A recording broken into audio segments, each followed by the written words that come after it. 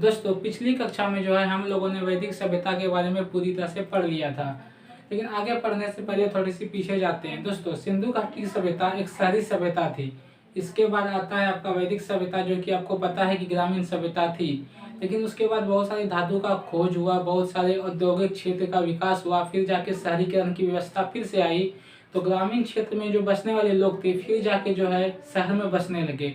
जब शहर में बसने लगे, और आप लोग को भी पता है कि आदमी को, इंसान को जन भी कहा जाता है। तो बहुत सारे जन जब इकट्ठा हो गए तो उसे जनपद कहा गया, और वही जनपद जो है आगे चल के महाजनपद का रूप ले लेता है। तो उस समय अखंड भारत में 16 जनपद हुआ करता था। 16 जनपद था उस समय अखंड भारत में। महाजनपद की तुलना आप अभी के समय में एक राज्य से कर सकते हैं, स्टेट से कर सकते हैं। जिस तरह अभी इंडिया में 28 राज्य हैं, उसी तरह पूरे इंडिया में उस समय 16 महाजनपद थे। और उस 16 महाजनपद में मगध का जनपद सबसे बड़ा जनपद था। मगध जनपद सबसे ज़्यादा बड़ा जनपद था, जो आगे चलकर सभी जनपद को आपस में मिला लेता है मगध जनपद। जब सभी महाजनपद को मगध जनपद आपस में मिला लेता है, लेकिन एक महाजनपद को महाजनपद नहीं मिला पाता है, वो है आपका दक्षिण भारत का महेशमती जनपद। आपको महेशमती के बारे में तो पता होगा, बाहुबली मूवी बना है उसी के ऊपर। उस महान जनपद को नहीं मिला पाता है। जब महाजनपद बन जाती है तो उसके अंदर से बहुत सारे धर्म का विकास होता है, बहुत सारे धर्म का साम्राज्य आता है। जैसे आपका मैन धर्म हो गया, आपका जैन धर्म हो गया, और आपका हो गया बौद्ध धर्म। ये दोनों बहुत ज़्यादा मायने रखता है, क्योंकि साम्राज्य से जो निकलने वाली धर्म थी वो ये दोनों सबसे बड़ी धर्म निकल के सामने आती है, और इस दोनों का विकास बहुत तेजी से होता है। इसलिए हम लोग आज जो है सबसे पहले जैन धर्म के बारे में पढ़ेंगे, उसके बाद बौद्ध धर्म के बारे में पढ़ेंगे, उसके बाद हम फिर से महान जनपद मगध की क्षेत्र को पढ़ेंगे। मगध की क्षेत्र में हम लोग को पढ़ना पड़ेगा कि जैसे मगध के बारे में जब पढ़ना स्टार्ट करेंगे तो सबसे पहले हर्यक वंश आता है। हर्यक वंश का साम्राज्य जब खत्म होता है तो शिशुनाग वंश आता है। इसके साथ बहुत सारे बिंबिसार होते हैं, बहुत सारे योद्धा होते हैं, सबका साम्राज्य होता है। वो सब आगे की वीडियो में पढ़ेंगे, लेकिन आज हम लोग का जो फोकस है वो सिर्फ और सिर्फ जैन धर्म के ऊपर है। तो आइए जैन धर्म के बारे में जानते हैं। दोस्तों सबसे पहले समझते हैं कि जैन धर्म कहता क्या है, जैन धर्म बना क्यों। दोस्तों जैन धर्म का कहना है कि ये जो हम लोग का जीवन है ये एक कष्टदायी जीवन है। जैन धर्म का कहना है कि हम लोग का जो एक जीवन है वह एक कष्टदायी जीवन है। इसे फिर से जो है आप जीने का कोशिश मत कीजिए, मतलब कि आप मोक्ष की प्राप्ति कर लीजिए, क्योंकि जैन धर्म का कहना है कि ये कष्टदायी जीवन जो है फिर से हम लोगों को नहीं चाहिए। इसलिए जो है मोक्ष के लिए जैन धर्म में तीर्थंकर की व्यवस्था है। तीर्थंकर किसे कहा जाता है? मोक्ष दिलाने वालों को तीर्थंकर कहा जाता है। अब मोक्ष किसे कहते हैं दोस्तों? मोक्ष उसे कहा जाता है जब आपका जीवन और मरण का जो है जीवन और मरण का संबंध पूरी तरह से खत्म हो जाता है, उसे मोक्ष कहा जाता है। मतलब आप जो है फिर अगले जन्म में इंसान नहीं बन पाएंगे, यही होता है मोक्ष। तो जैन धर्म का मोटिव यही होता है कि आप फिर से इस कष्टदायी जीवन को नहीं प्राप्त करें, यही कहलाता है मोक्ष। तो आइए हम लोग समझते हैं जैन धर्म के बारे में पूरी डिटेल से।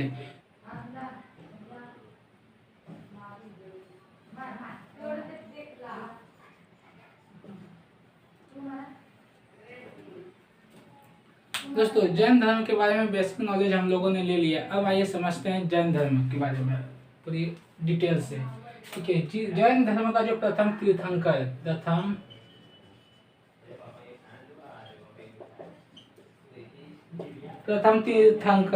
तीर्थंकर का मतलब आपको तो समझ में आ गया कि तीर्थंकर जो कि मोक्ष को प्राप्ति करवाने वाला होता था, एक तरह से टीचर समझ लीजिए, जो कि ज्ञान देता था आगे चल के, उसी को तीर्थंकर कहा जाता था। अभी तक जैन धर्म में मस्त जो है 24 तीर्थंकर हुए हैं। ऐसा मत समझिए कि बारी बारी से तीर्थंकर आते गए, ऐसा बात नहीं है। एक तीर्थंकर को दूसरे तीर्थंकर तक जाने में लगभग 100 साल का भी डिफरेंस होता था। तो मतलब योग्यता के आधार पर जो है तीर्थंकर बनते थे। तीर्थंकर वही बनते थे जो है मोक्ष की प्राप्ति कर लेते थे और जिसके पास ज्ञान आ जाता था। तो पहले हम लोग जो समझते हैं कि प्रथम तीर्थंकर कौन थे जैन धर्म के। तो प्रथम तीर्थंकर जो थे वो थे ऋषभदेव।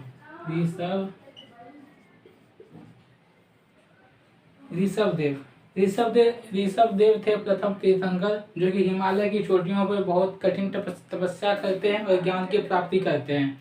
उसके बाद बहुत सारे तीर्थंकर आए, वो आपके लिए नॉलेज की बात, आपके नॉलेज के लिए नहीं है, उससे कोई भी क्वेश्चन नहीं पूछा सकता है।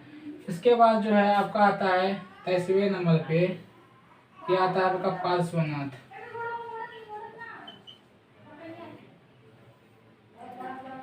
तेईसवें नंबर पर आता है आपका पार्श्वनाथ।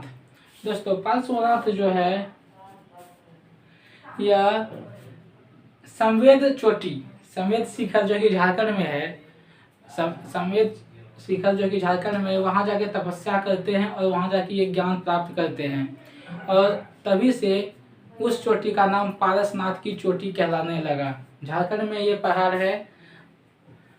तो पार्श्वनाथ ने कहाँ पे जाके तपस्या किया था? संवेद शिखर, जिससे आज के रूप में पारसनाथ के बारे में जानते हैं।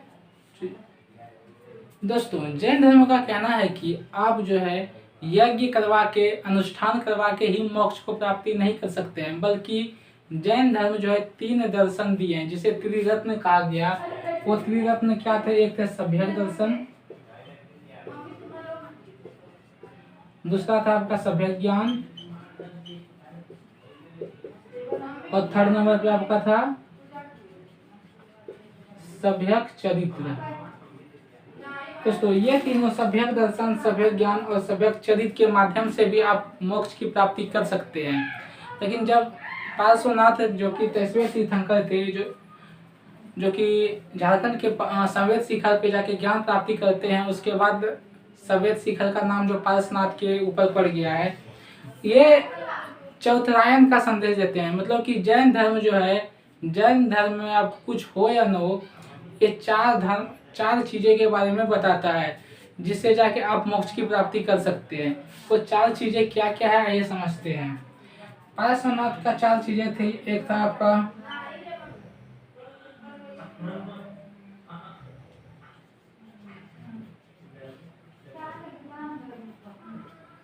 अस्ते का मतलब होता है कि चोरी नहीं करना, चोरी नहीं करना। अस्ते का मतलब था कि चोरी नहीं करना। और दूसरा संदेश क्या दिया था इसने दिया था सत्य, मतलब झूठ कभी नहीं बोलना, झूठ नहीं बोलना। तीसरा क्या दिया था इसने? तो इसने तीसरा दिया था परिग्रह। थर्ड नंबर दिया था परिग्रह। परिग्रह का मतलब है कि आप धन संपत्ति को इकट्ठा करके जोड़ नहीं सकते, मतलब अपने पास नहीं रख सकते हैं। धन संपत्ति अपने पास नहीं रख सकते। और चौथा संदेश इसने दिया था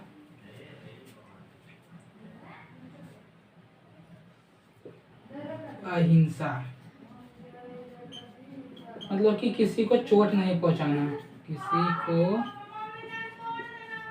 चोट नहीं पहुंचाना। दोस्तों पारसनाथ जो थे, इसने जो है 4 संदेश दिए, जिसके माध्यम से आप जो है मोक्ष की प्राप्ति कर सकते हैं। लेकिन इसके पहले जो ऋषभदेव थे, उसने क्या कहा था? सम्यक दर्शन और सम्यक ज्ञान और सम्यक चरित्र के माध्यम से आप जाके मोक्ष की प्राप्ति कर सकते हैं। लेकिन उसके बाद जब पारसनाथ आए, तो उसने 4 ज्ञान दिए। अस्तेय चोरी नहीं करना, सत्य मतलब झूठ नहीं बोलना, परिग्रह धन संपत्ति अपने पास नहीं रखना, और अहिंसा किसी को चोट नहीं पहुंचाना। इसके माध्यम से जो है आप मोक्ष की प्राप्ति कर सकते हैं। इसके लिए कोई यज्ञ करना या कोई भी अनुष्ठान करना इम्पोर्टेंट नहीं था। इसके बाद आता है आपका सबसे अंतिम और सबसे महान तीर्थंकर, जो कि महावीर स्वामी हुए। तो आइए अब समझते हैं महावीर स्वामी के बारे में। महावीर स्वामी के बारे में हम लोग डिटेल से जानेंगे, क्योंकि अधिकतर क्वेश्चन महावीर स्वामी से ही पूछे जाते हैं। ये सब मैं आपकी जानकारी के लिए बता दिया। ऐसे ये सब से क्वेश्चन तो ज़्यादा नहीं पूछा जाता है, लेकिन फिर भी मैंने आपको बता दिया। लेकिन महावीर स्वामी से बहुत सारे क्वेश्चन पूछे जाते हैं, तो उसको आप ध्यान से देखिएगा।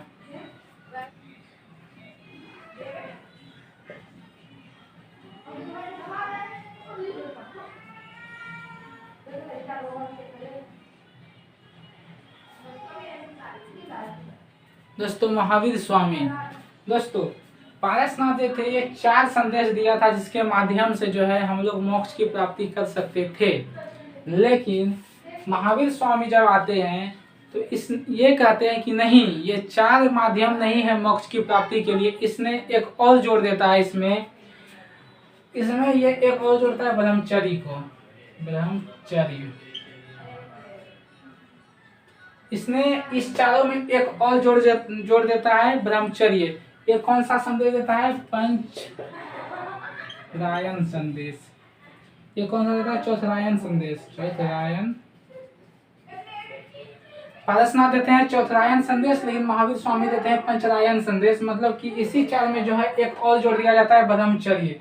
अगर आपसे क्वेश्चन पूछे कि महावीर स्वामी कौन कौन से संदेश दिए थे मोक्ष की प्राप्ति के लिए, कौन कौन से ज्ञान दिए थे, तो आपको सिर्फ ब्रह्मचर्य नहीं लिखना है, बल्कि ये चारों भी जानना है। अस्तेय चोरी नहीं करना, सत्य झूठ नहीं बोलना, परिग्रह धन संपत्ति को अपने पास नहीं रखना, अहिंसा किसी को चोट नहीं पहुंचाना, और इसके साथ साथ ही ब्रह्मचर्य का भी पालन जो करेगा वही जाके मोक्ष की प्राप्ति कर सकता है। तो यही 5 मिला के जो है 1 और ये 4, ये चारों और ये 5 मिला के पंचरायण का संदेश कौन दिए? महावीर स्वामी दिए।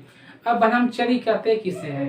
दोस्तों जो गृहस्थ जीवन को छोड़ देता है, जो सन्यासी बन जाता है, जो अपनी पत्नी बीवी बच्चे को छोड़ देता है, जो अपने गर्लफ्रेंड बॉयफ्रेंड को छोड़ देता है, जो अपने दोस्त को छोड़ देता है, वह जाके ब्रह्मचर्य कहलाता है।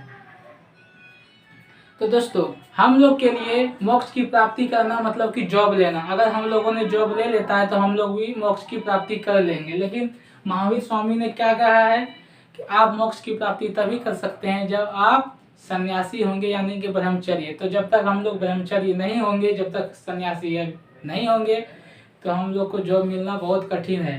दोस्तों एक शायर ने कहा था, कुछ लम्हों में गलती की थी और सजा सदियों तक पाई थी।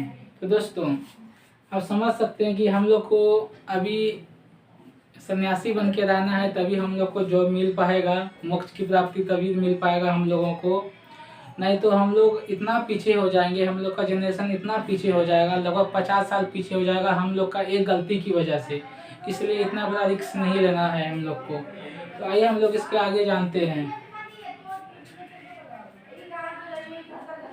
अब हम लोग महावीर स्वामी के जीवन के बारे में समझते हैं। थोड़ी सी हम लोगों ने ये जानकारी ले ली, अब महावीर स्वामी के जो जीवन के बारे में जानते हैं। अब हम लोग महावीर स्वामी के अपने गृहस्थ जीवन के बारे में पहले समझते हैं, उसके बाद फिर हम मोक्ष कहाँ प्राप्ति किया, कब किया, इसके बारे में समझेंगे। दोस्तों महावीर स्वामी का बचपन का नाम क्या था?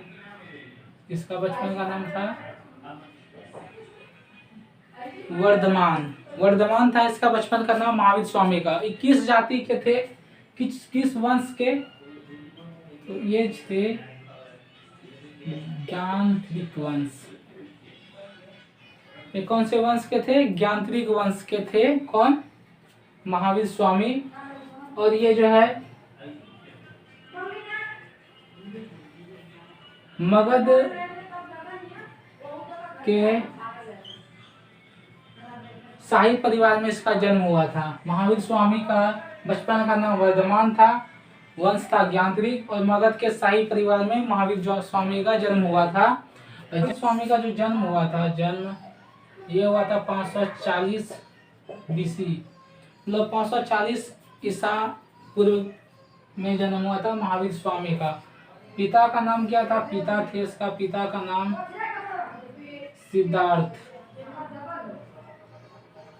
सिद्धार्थ और माता थी त्रिशाला। बचपन का नाम था वर्धमान, ज्ञानत्रिक वंश के थे, मगध के शाही परिवार में इसका जन्म हुआ था 540 BC में। और पिता थे सिद्धार्थ जो कि एक मुखिया थे, और त्रिशाला उसकी माँ का नाम था, जो कि वैशाली के राजा की बहन थी कौन? त्रिशाला, उसकी माँ। इसका जन्म स्थान कहाँ था? जन्म स्थान, इसका जन्म स्थान है वैशाली के कुंडग्राम गांव में। इसका जन्म स्थान कहाँ है? वैशाली के कुंडग्राम में इसका जन्म हुआ था। इसकी पत्नी का नाम था आपका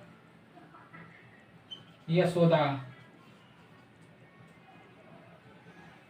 पत्नी का नाम क्या था? यशोदा था। और इसकी पुत्री बेटी का नाम क्या था? प्रियदर्शनी। और दामाद का नाम जमाली। और दामाद का नाम क्या था? जमाली था। दोस्तों ये आपका हो गया महावीर स्वामी। इसका बचपन का नाम वर्धमान, जो कि ज्ञानत्रिक वंश के थे। मगध के शाही परिवार में इसका जन्म हुआ था। जन्म कब हुआ था? 540 बीसी के राउंड में हुआ था। पिता कौन थे? सिद्धार्थ थे, जो कि एक मुखिया थे। माता थी त्रिशला, जो कि वैशाली के राजा की इकलौती बहन थी। जन्म स्थान था वैशाली कुंडग्राम में। पत्नी का नाम था यशोदा, पुत्री प्रियदर्शनी और दामाद का नाम था जमाली। और दोस्तों ये सबसे बड़ा क्वेश्चन जो पूछा जाता है कि महावीर स्वामी दिगंबर थे या श्वेतांबर थे। दोस्तों आप लोग को अभी मैंने नहीं बताया है कि दिगंबर और श्वेतांबर क्या होता है। आगे आप लोग को बताऊंगा कि आगे चल के जैन धर्म जो है 2 भागों में बढ़ जाता है, जो कि एक दिगंबर होता है, एक श्वेतांबर होता है। दिगंबर उसे कहा जाता है जो नग्न अवस्था में रहते हैं बिना कपड़े के, और श्वेतांबर उसे कहा जाता है जो कि कपड़े पहन के रहते हैं। तो मैं आपको बता दूं महावीर स्वामी जो थे ये थे दिगंबर। क्या थे? दिगंबर थे। ये बहुत बार क्वेश्चन पूछा गया कि महावीर स्वामी दिगंबर थे या श्वेतांबर थे, तो याद रखिएगा ये दिगंबर थे। अब इसके आगे से जानते हैं।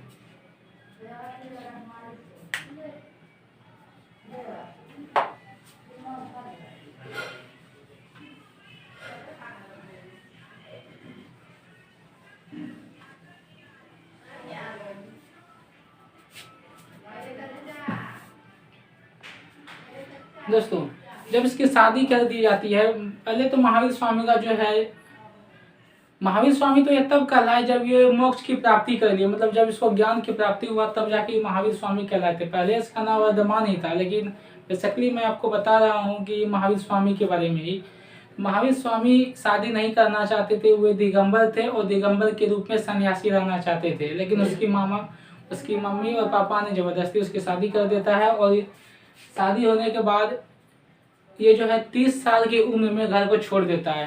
कब घर छोड़ता है? 30 साल की उम्र में, 30 वर्ष की उम्र में घर कब छोड़ता है? 30 वर्ष की उम्र जब इसकी होती है तो ये घर छोड़ देता है और यह तपस्या करने के लिए 12 साल के लिए कहीं बाहर चल जाता है। 12 वर्ष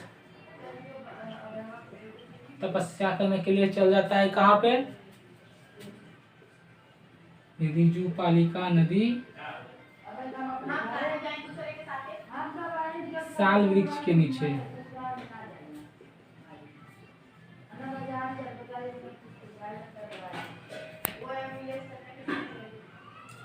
महावीर स्वामी घर कब छोड़ते हैं? 30 वर्ष की उम्र में। और 12 वर्ष की तपस्या वो करते हैं कहाँ पे? ऋजुपालिका नदी, साल वृक्ष के नीचे। और जाके 42 वर्ष में इसे जाकर कैवल्य ज्ञान की प्राप्ति होती है। कौन सी ज्ञान की? कैवल्य ज्ञान की।